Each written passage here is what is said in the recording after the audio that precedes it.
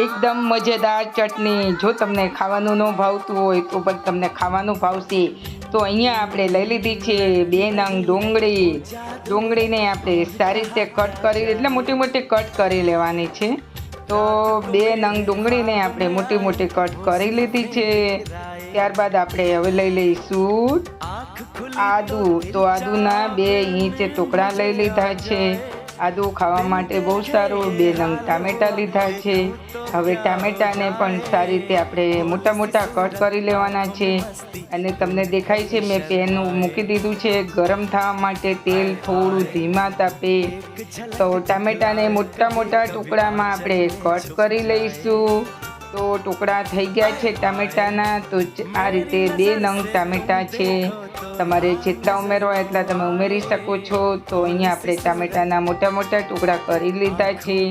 અને આ છે ડુંગળી.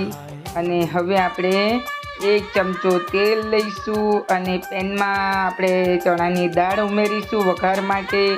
ત્યારબાદ આપણે ગરમ થાય એટલે એને સારી રીતે ચલાવી દઈશું. ચણાની દાળ બળે નહીં ત્યાં સુધી એને તમારે ધ્યાન રાખવું. 8-10 કળી લસણ, 5-6-7 મીઠા લીમડાના પાન, ત્યારબાદ 2 નંગ મોટી કટ કરેલી ડુંગળીને પણ સાતળી લઈશું. ત્યારબાદ આપણે ઉમેરી દઈશું ટામેટાં કટ કરેલા 2 નંગ ટામેટાં, અને આદુના ટુકડા, 2 નંગ લીલા મરચાં, સ્વાદ અનુસાર મીઠું, થોડું જીરું આખું.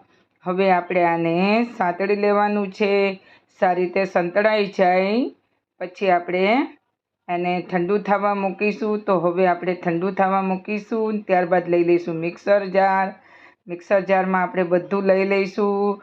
પછી ત્યારબાદ એને પીસી લઈશું. તો અહીંયા પીસી લીધું છે. તો મેં 2 વાટકી જેટલું લીધું છે. તો હું તમને એમાં વઘાર કરીશું આપણે. તો તેલ ગરમ થઈ ગયું છે, રાઈ ઉમેરી દીધી છે. અને ત્યારબાદ આપણે હિંગ ઉમેરી દઈશું. અને પછી આપણે વઘારમાં અંદર જે ચટણી બનાવી છે આ હિંગ લીધી છે. અને હવે જે ચટણી બનાવી છે એ ચટણીમાં આપણે વઘાર રેડી દેવાનો છે.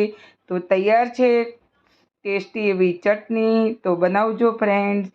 અને તમને મારી રેસિપી પસંદ આવી હોય તો ચેનલ પર નવા હોય તો એક લાઈક જરૂર કરી દેજો ચટણી માટે. તો નવી રેસિપી લઈને આવીશું. ત્યાં સુધી મિત્રો જોતા રહેજો શોર્ટ વિડીયો. જય માતાજી. તો કોને કોને ચટણીની રેસિપી સારી લાગી તો કોમેન્ટ કરતા રહેજો.